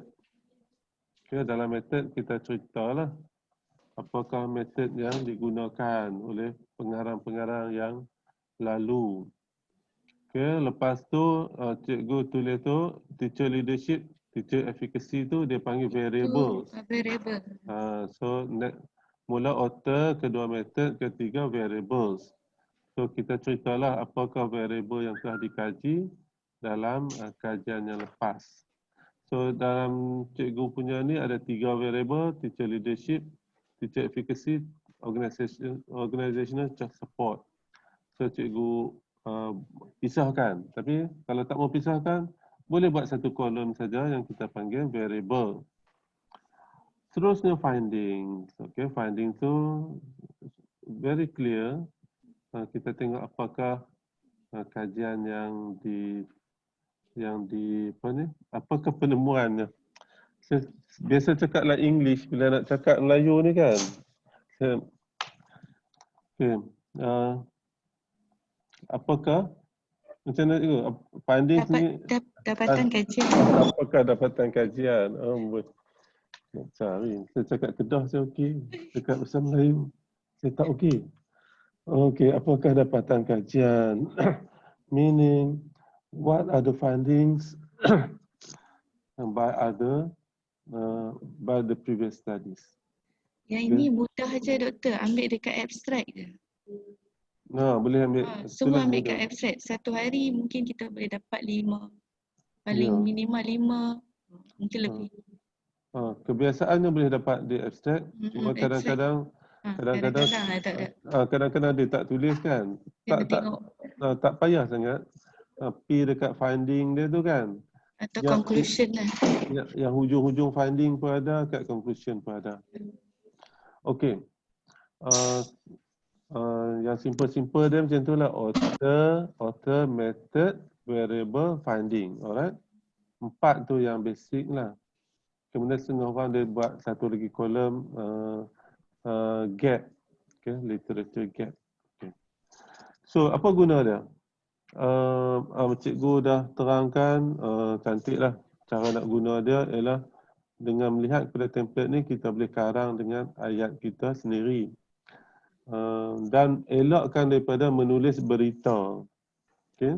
Menulis berita maksudnya, setengah orang dia tulis according to sekian, bla bla bla, habis satu apa ni, row. Habis satu row tu. Row ni apa? Paragraph. Satu row ni, row. Dia ada row dengan kolom kan. Habis satu lajur. Okay, habislah yang pertama tu kan. Kemudian berita yang kedua. Kita tak mau buat macam tu lah. Kita buat macam cikgu cerita tadi. Kita tengok keseluruhan, kita boleh analyse dari segi, misalnya, author tu kebanyakan di negeri mana. Kemudian method, kebanyakan guna method apa. Okey, dari segi apa tu, variable, apakah the common variables yang kita guna, yang digunakan oleh orang lain. Kemudian finding tu, kita compare dan contrast finding. Jangan report satu-satu kan. Kita compare and contrast. A mendapati bahawa sekian-sekian. Author kedua pula sekian-sekian. Tetapi ada perbezaan. Contohlah kan. The word yang kita guna ialah contradict ataupun contradict kalau dia berbeza. Kalau sama, confirm ataupun support kan. Kita kaitkan kajian the findings. Cuma saya nak bagi tahu lah, jangan boring. Benda ni sangat boring buat template ni kan. Apa ni, sebab kita kena baca, buat. Tapi kalau kita berdedikasi, satu hari boleh buat 10, okey lah 10 hari dah dapat 100 dah. Tapi ada orang dia cepat lena. Dia buat satu je sehari, lepas tu lena. Hari kedua tak buat dah. Tunggu minggu depan pula. 2 minggu dia baru dapat 2. Mampus macam tu. Bila nak siap? Tak sempat kerja. Yalah. Tapi maksudnya tentang masa tu bergantung lah kan. Ada orang tidur lewat. Jadi dia buatlah benda-benda ni tengah malam kan. Tengok bini tidur, dia pun mula buat literature review. SLR ni buat template. Kalau dia tengok bini tidur, dia pun pergi tidur sama, habis. Itu contoh lah cikgu nak lawakan. Jadi maknanya kita buat, nak cerita pengalaman saya lah. Saya sendiri, paksa diri kan. Sehari, saya mesti buat sekurang-kurangnya 5. Kadang-kadang buat 10. Dia momentum. Bila kita mula buat, kita seronok. Dah habis dah template ni, kita nak menulis pula. Nak menulis lagi penat. Nak mikir ni macam mana nak banding ni. Nak banding kolom pertama dari segi author. Nak banding kolom kedua dari segi method. Nak banding kolom ketiga dari segi variable. Dan nak banding dia, nak banding. Nak compare. Compare or synthesize, contrast the findings. Jadi benda-benda ni. Kita nak tanya sikit. Sina. Literature review ni nak buat panjang mana? Pasal saya tengok kalau kita buat template ni, kita kena buat panjang kan. Jadi berapa banyak, yang soalan pertama, berapa panjang literature review tu kena buat. Berapa ayat ke muka surat. Kemudian untuk kita relate dengan literature review tu, kita kena buat template ni. So, berapa banyak yang kita kena buat ni? Tadi saya dengar tu macam kena buat 10, sehari 5, kalau banyak hari tu kena banyak tu. Saya punya pendapat lah. Bagus soalan tu. Tadi jawapan saya tak habis lagi sebenarnya. Jadi apa guna literature review? Literature review ni dia diperlukan untuk menulis setiap bab. Bab 1 kena ada literature review. Bab 2 literature review, of course lah kena buat literature review. Bab 3 method pun kena ada sikit sebanyak literature review. Kita nak buat apa tu research design, menurut siapa? According to who? Buat research design. Lepas tu kita nak buat, contoh kita nak buat hipotesis. Okey. Kadang-kadang kita nak menjustifikasikan sesuatu kan. Contoh kita kena develop hipotesis. Jadi nak develop hipotesis juga perlu literature review. Kalau saya kata hipotesis saya ialah sikap mempengaruhi niat untuk membayar zakat. Sebelum saya boleh kata macam tu, saya kena tengok literature review. Siapa yang mengkaji tentang hubungan antara sikap dan niat? Okey, dan adakah kajian-kajian lepas membuktikan bahawa sikap mempengaruhi niat? Siapa author yang mengatakan demikian? Dan mungkin ada kajian yang mengatakan sebaliknya, sikap tidak mempengaruhi niat. Siapakah author tersebut ataupun apakah kajian-kajian tersebut kita mention. Jadi literature review ni masuk dalam bab metodologi pun kena ada.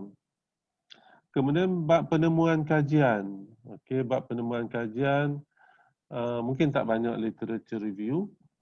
Okey, tak banyak literature yang kita perlu mention.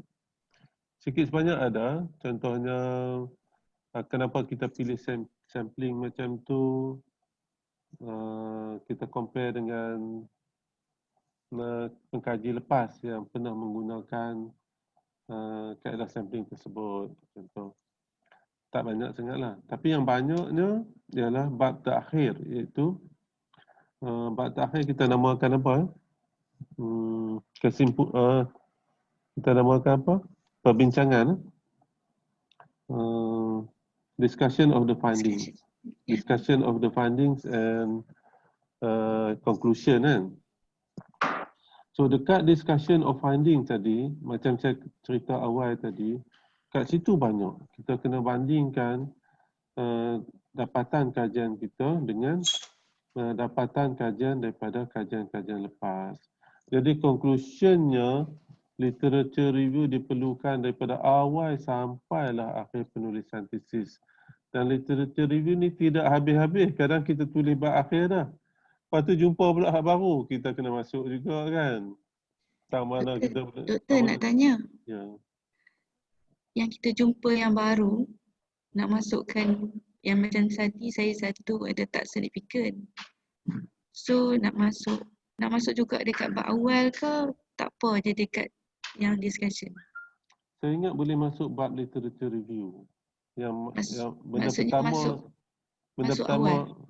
maksudnya pertama yang kita kena buat bila kita dapat satu literature yang baru, pertama sekali masuk bab literature review tu sendiri. Tengok kat mana kita boleh selit-selit kan. Oh, top up baru. Tempat baru. Contohnya kita kata terdapat sebahagian kecil kajian lepas yang menunjukkan bahawa hubungan antara X dengan Y tidak signifikan. Tadi kita dah mention dah siapa kan? 4 orang. Kemudian 4 orang. So yang terakhir ni kita masuk kat situ. Jadi 5 orang. Kan? Lepas tu kat mana lagi boleh masuk? Tengoklah kat mana boleh masuk kan. Kadang boleh masuk dekat problem statement. Lepas tu boleh juga masuk dalam discussion. Of course kena masuklah dalam discussion kan. Saya ingat macam tu. masuk dalam discussion, kemudian masuk dalam literature review, of course lah. Dan kadang-kadang boleh masuk kat tempat-tempat lain lah, yang mana sesuai. Kalau tidak, masuk dekat literature review dan discussion sajalah.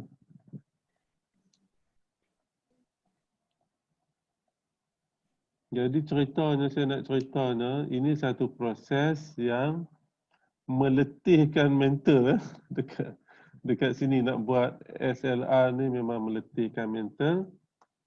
Jadi kalau mental tu letih, mainlah jumpa supervisor. Minta supervisor tu buih sikit tang kepala tu. Buh jampi-jampi sikit ah. Ni ambil botol air ni, jampi-jampi sikit. Okay. Tak lawak lah tu ni. Apa ni, kita kena buat PhD ke master ke, kita kena gagah lah no. Tak larat pun bagi gagah. Gagah kuat lah no.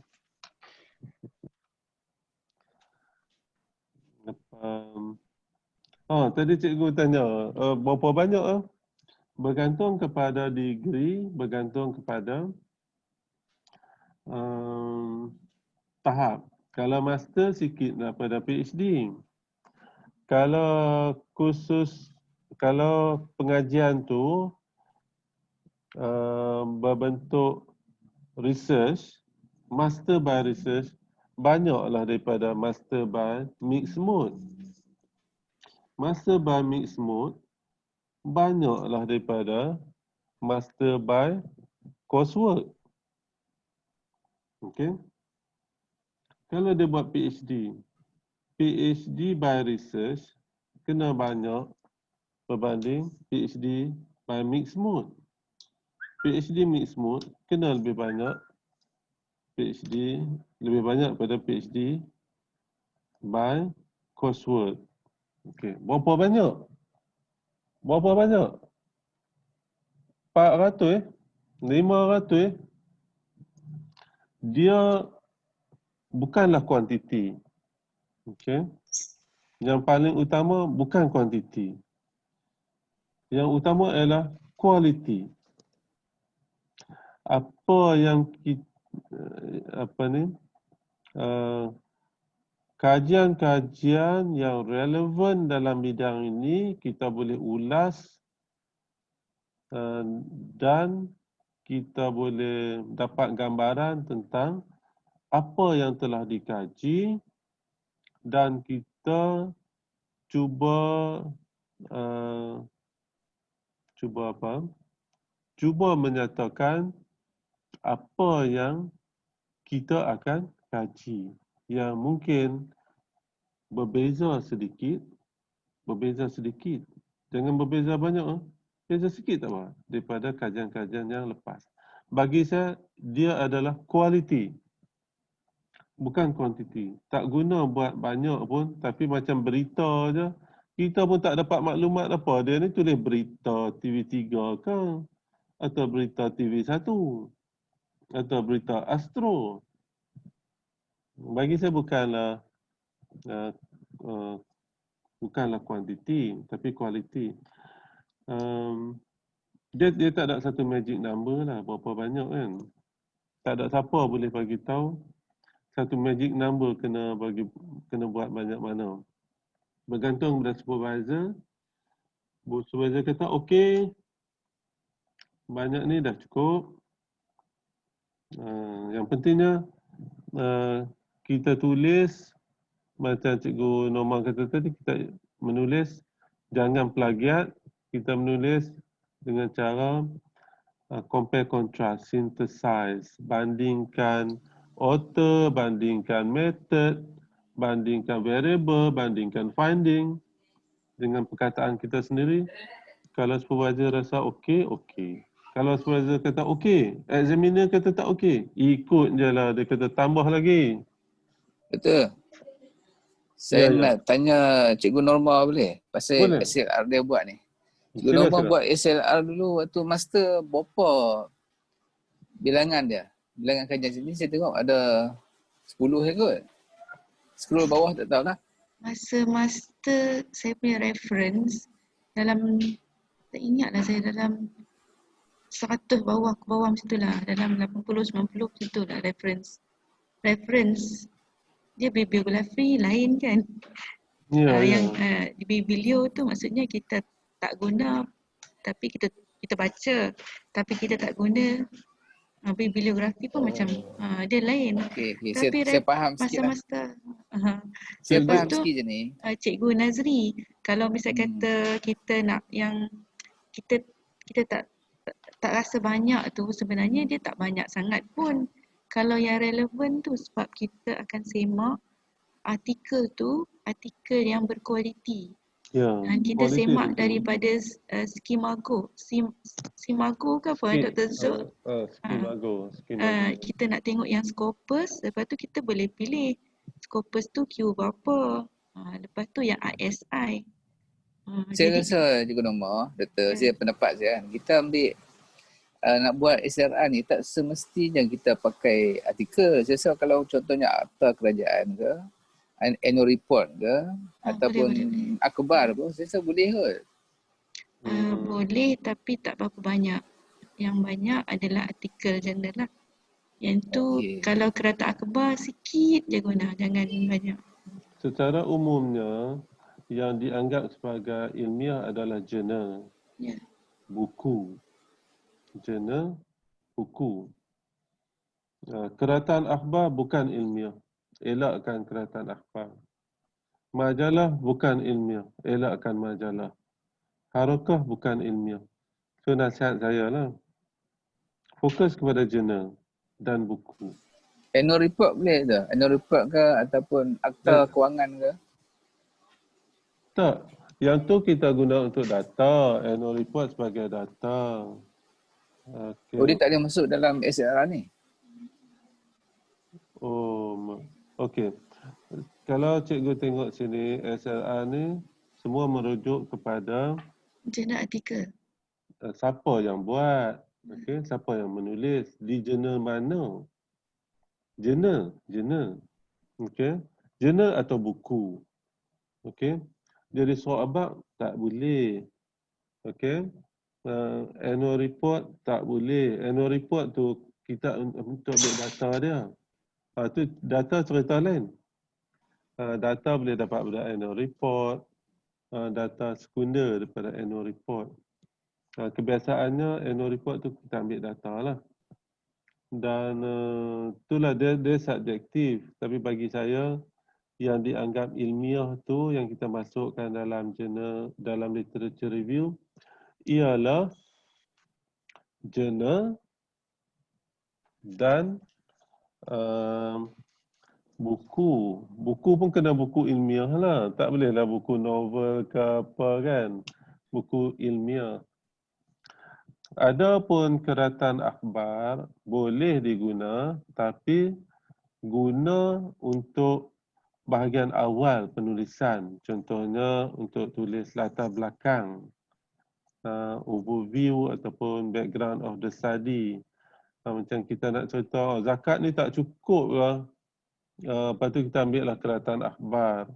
Mengatakan kutipan zakat tidak mencukupi siapa yang kata akhbar mana. Sikit-sikit boleh lah. Bahagian awal tu lah. Tapi kalau boleh elak lagi bagus lah. Kalau sebaiknya guna jurnal ataupun buku lah. Tapi kalau nak ambil keratan akhbar juga atau majalah hanya untuk bahagian awal tu. Problem statement ataupun bahagian background of the study. Soalan cikgu tadi tu berapa banyak tu cikgu kita tak payahlah ada satu nombor yang magic berapa banyak. Yang lebih penting daripada kuantiti itu ialah kualiti yang kita tulis itu, kualiti kan. Sebab dia tak ada satu magic number. Kalau kita kata pun memang dia bagi saya tak tepat lah. Kalau kita nak kata masa kena ada 100, PhD kena ada 500. Dia tak ada satu formula macam itu kan. So don't worry about quantity. Alright? Focus on quality kan. Nanti your supervisor kata cukup, okey cukup lah kan. Roughly tu, Ha? roughly tu, berapa panjang literature review ni kita kena tulis? Cikgu boleh refer kepada kajian-kajian lepas lah. Kalau master, tengok yang master lah. Cikgu boleh, kalau ikut peraturan universiti macam Unisham, dia panggil thesis template. Saya rasa dia panggil thesis template. Cikgu boleh download. Untuk master pun ada, untuk PhD pun ada. Kemudian cikgu baca dekat thesis guideline. Dia ada cerita untuk master kena ada berapa ribu perkataan.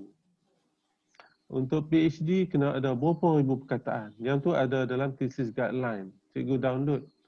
Pergi ke Unisham, kemudian ke pusat khidmat. Cikgu tulis. Go to Google, Unisham, pusat khidmat. Okay. Lepas tu cari pusat pengurusan siswazah. Lepas tu cari download. Saya ulang Google, Unishams, pusat khidmat, pusat pengurusan siswazah, download. Di situ ada thesis guideline. Thesis guideline dia tak cerita berapa literature review kena buat. Tak, dia cuma cerita untuk master kena ada berapa ribu perkataan sekurang-kurangnya. Untuk PhD kena ada berapa ribu perkataan. So nasihat saya ialah jangan taksub dengan nombor. Bila buat literature review ni, cari literature yang paling relevan tentang tajuk kita. Jangan cari literature yang tak ada kaitan dengan tajuk kita. Kena tahu apakah tajuk kita. Macam Cikgu Norma ni dia dah tahu dah. Dia nak cari kajian yang ada kaitan tentang teacher leadership, teacher efficacy, organizational support. Itu aja. Kajian lain dia tak mau. Okey. Itu cara kita carilah. Dapatkan literature yang berkaitan dan buat template macam ni lah. Kalau nak satu magic number, bolehlah saya kata, tapi jangan quote lah. Master ni sekurang-kurangnya 100 lah. PhD sekurang-kurangnya 400 lah. Dah nak number, dah nak number sangat kan. Tapi jangan quote lah kan. Tak mampu. Itulah saya kata dia tak ada satu magic number kan. Ya.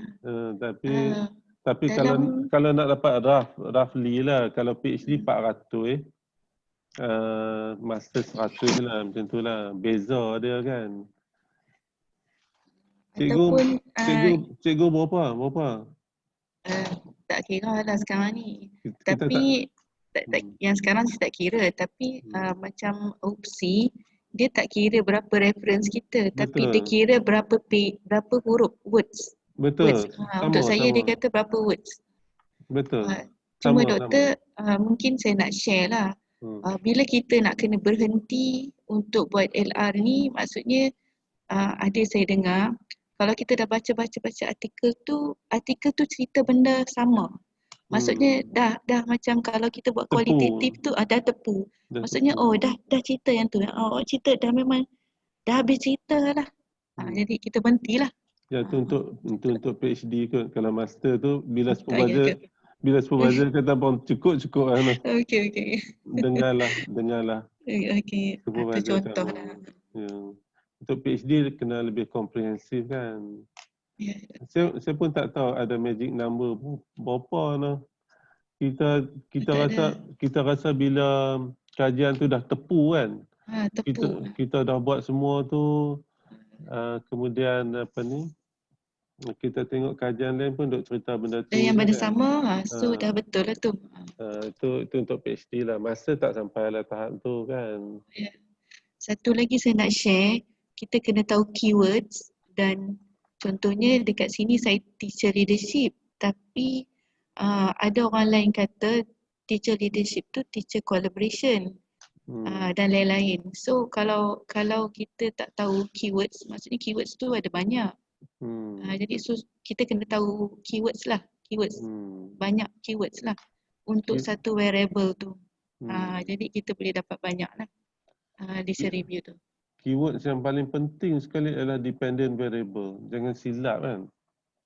Sebab kalau kita silap keyword dalam dependent variable, dia akan jadi benda dia akan jadi something else. Oh ya, okey. Macam Terima kasih doktor. Macam saya kan, macam saya my DV ialah compliance behavior. Alright. So kalau kita setengah orang dia silap tulis lah kan. Instead of compliance behavior dia kata compliance acceptance. Contoh kan. Compliance acceptance dia akan bawa pergi tempat lain. Okey, faham Acceptance dia punya IV yang lain pula kan. Kalau compliance dia punya IV yang lain pula kan. So the most important keyword ialah yang dependent variable tu. Thank you doktor. Yang tu benda baru hari ni. Okay. So itu saja dari saya stop sharing lah. Okay. Ya, terima kasih banyak Cikgu Norma. Okey. Mana yang lain semua dah lena. Di mana Faizah diam je? Mana pi? Faizah left lah. Oh dah left, dia kena balik. Keluar lah. Dah kena balik dah kan. Lama lagi ke doktor? Okey, saya ingat kita boleh berhenti kat sini lah. Okey, saya buat recording ni. Sebenarnya kelas kita dalam bahasa Inggeris. Apa ni? Sebab kita design. Tapi saya tak maulah bahasa tu menjadi halangan. Jadi boleh tanya dan insya-Allah saya jawab dalam bahasa Malaysia atau bahasa Inggeris. Tapi kalau ada student yang tak faham bahasa Melayu, terpaksalah cakap bahasa Inggeris. Jadi boleh kita campurization lah. Tapi apa ni? Kita akan dapati banyak penggunaan bahasa Inggeris lah berbanding bahasa Malaysia sebab kita design kelas ini dalam bahasa Inggeris sebenarnya. Tapi macam saya kata kita boleh guna kedua-dua bahasa insya-Allah. Kecuali kalau ada